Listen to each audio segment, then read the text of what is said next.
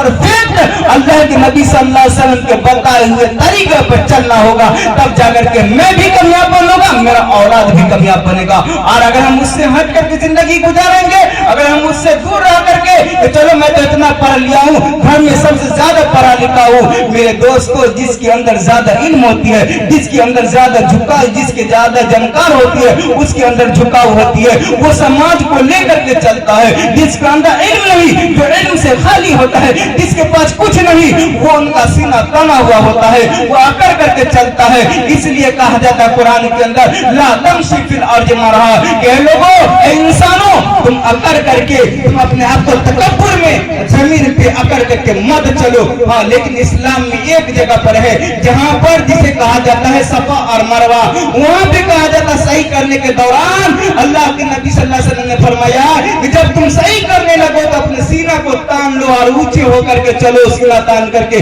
तो मेरे दोस्त यहाँ पे चलने की वजह यही थी कि जब मक्का फतह हुआ था उस वक्त मुसलमान कमजोर थे, इतने दुबले पतले थे, इतने कमजोर थे कि देखने में गैर मुस्लिम कहते थे, गैर यहूदी कहते थे, कुफार और मुशरिकीन कहते थे अरे ये तो लाचार है, ये कमजोर है, ये इसके पास ताकत नहीं, इसको तो खत्म कर देंगे। तो अल्लाह के नबी ने फरमाया नहीं, यहाँ पे अपने आप को सीना तान करके अकर करके चलो, ताकि ये दबदबा, ये रोब देख करके वो अपने आप को करे कमजोर मत समझना, ये पतले दुबले फिर भी है। लेकिन जब वो अल्लाह के नबी ने हुक्म फरमाया, जब देखे कि सब सीना तान के चल रहे हैं, तो कहा वाकई में इसके अंदर ताकत है। तो मेरे दोस्तों जहाँ पे इस्लाम ने कहा है कि अकर करके चलना, वहाँ चलना चाहिए, और जहाँ पे इस्लाम ने मना फरमाया है कि जमीन पे अकर करके मत चलो, अपने से अपने आप को किसी को ये न समझो कि मैं सबसे बड़ा हूँ, ये सोचो कि इंसान वो भी है, इंसान हम भी है, जात का चाहे कितना नीचे का क्यों ना हो, लेकिन अल्लाह तबारक व तआला फरमा देता है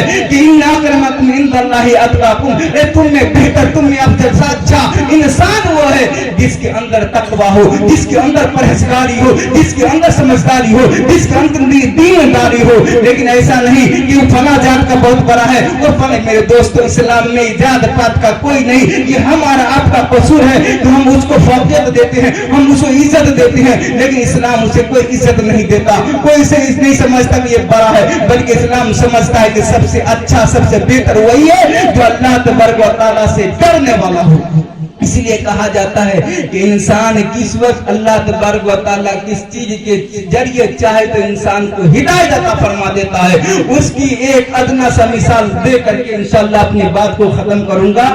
और ये जान रहे हैं कि वक्त भी हो रहा है, आप लोग को कहीं भूख लगी हो तो इंशाअल्लाह थोड़ा सा सब्र करिए, ये वक्त हमेशा नहीं आता, वो खास करके मधौल गांव में बहुत दिनों के बाद समझिए कभी कभी ये मौका मिलता है कि मैं अपनी बात आप तक पहुंचाऊं। तो अल्लाह तबारक व तआला अपनी बात जिसको जिस चीज के जरिए चाहता है हिदायत फरमा देता है। कहा जाता है एक जमाना में एक बहुत नेक साले बुजुर्ग रास्ता कर सफर कर रहे थे साथियों के साथ, जब पहाड़ पर जाते हैं तो उनका साथी कहीं दूर खो जाता है, आइए भटकते भटकते एक दूसरे पहाड़ की तरफ चला जाता है, वहाँ देखता है ईसाई कौम के लोग वहाँ जमा है, बहुत सारे लोग जमा है, और वहाँ पर एक बीच में कुर्सी रखी हुई है, और जब ये जाते हैं तो देखते हैं सारे लोग जमा है, पूछते हैं कि वजह क्या है, माजरा क्या है, तो कहने लगता है माजरा और वजह ये है कि साल में हमारे दरमियान एक राहिब आता है। राहिब ईसाई जुबान में बोला जाता है कि जो बीबी बाल बच्चा घर बार छोड़ करके सिर्फ जंगल में चला जाए कि हम अपने ईश्वर को तलाश करेंगे जंगल में रह करके, जिसे किताबों के अंदर पढ़े बुद्ध के नाम से जो सब चीज को छोड़ करके जंगल में चला गया कि मुझे ईश्वर खिलाएगा, मैं उसी से खाऊंगा पीऊंगा, उसी तरीके से ईसाई के दौर में एक राहिब के नाम से जाना जाता, जो इबादत गुजार होता, जो ईश्वर को पहचानने वाला, अल्लाह को जानने वाला होता, वो जंगल में चला जाता, घर बार सारा मालो दौलत खेत पतार जमीन सब छोड़ देता। जो कुछ देरों के बाद उस मजलिस में राहिब जब आता है, सारे लोग बैठे होते हैं, राहिब कुर्सी पर बैठने से पहले नजर दौड़ाता है और कहता है कि आज मेरा दिल ये कर रहा है कि मजलिस में कोई उम्मते मुहम्मदी है जिसकी वजह से हमारी जुबान से कुछ बोला नहीं जाएगा, मैं कुछ बयान नहीं कर सकता हूँ। थोड़ी देर के बाद वो राहिब कुर्सी पे खड़ा होकर ऐलान करता है कि ए उम्मते मुहम्मदी, मैं तुझे दीन का कसम देता हूं कि तुम रूबरू हो जाओ, अपने चेहरे अनवर से हम तमाम लोगों को मुनव्वर फरमा फरमाओ। मेरे दोस्तों, वो बुजुर्ग वो साहब वो जब उचित कहते हैं कि मैं बहुत छुपाना चाहा छिपना अपने आप को, लेकिन छिपा नहीं सका। जब मुझे वो दीन का कसम दे दिया कि मोहम्मद के दीन का कसम है तुम सबके सामने जाहिर हो, जब मैं उनके सामने जाहिर हो गया तो वो मुझसे सवाल करने लगा। कहा कि मैं तुझसे कुछ सवालात करूंगा, उस सवाल का जवाब देना पड़ेगा। ये नहीं कहा कि मैं अगर तुम दे दो उसके बाद मैं भी करूंगा। वो बुजुर्ग कहा कि नहीं ठीक है, मैं आपके सवाल का जवाब दूंगा। तो मेरे दोस्तों, ये बताना चाह रहा हूं कि सवाल नंबर 1 कहने लगा, अल्लाह तबारक व तआला ने फरमाया है कुरान में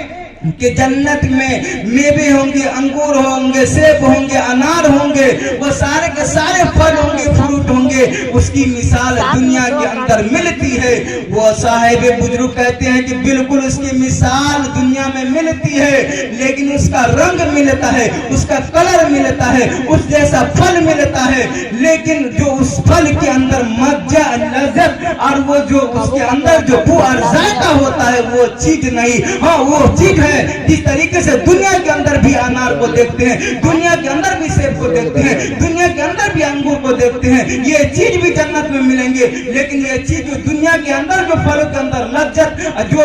मजा और जायका होता है वो जन्नत में इससे भी कहीं ज्यादा होगा। जायका और लज्जत में जन्नत के फल का मुकाबला नहीं कर सकता, बल्कि मुशाहबत में, रंग में, कलर में दुनियावी फल मुशाही कर सकता है। इसी तरीके से दूसरा सवाल करता है कि जन्नत के अंदर कहा जाता है कि एक शजरे तूबा दरख्त है, जिनकी शाख जन्नत के बाला खानाओं में जितने घर हैं उन घरों में उनकी शाखें पहुंची हुई है। क्या दुनिया में उसकी मिसाल मिलती है? वो बुजुर्ग ने एक साले फरमाते हैं कि जिस तरीके